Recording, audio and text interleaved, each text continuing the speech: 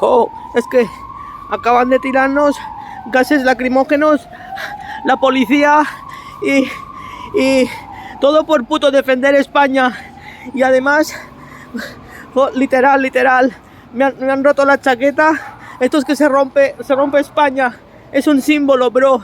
Y aparte, pues nos han tirado aquí a los ojos y yo todo por puto defender España y no hay derecho porque nos están fragmentando el país, literal.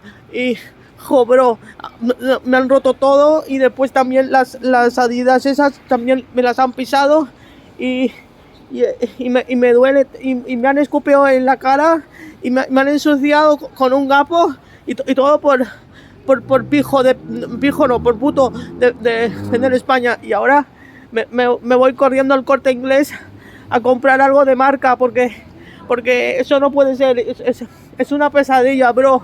Literal, la que se está armando, y todo por puto defender España. Gases lacrimógenos, los dos ojos, bueno, los tres, el de atrás también, no sé por qué me llora, pero también. Y me voy al Corte Inglés, todo por puto defender España. Esto es una dictadura grande y muy grande. Es una dictadura, todo por puto defender España. Ala, me voy a comprar algo de marca y se me ha roto también aquí y todo eso. Literal.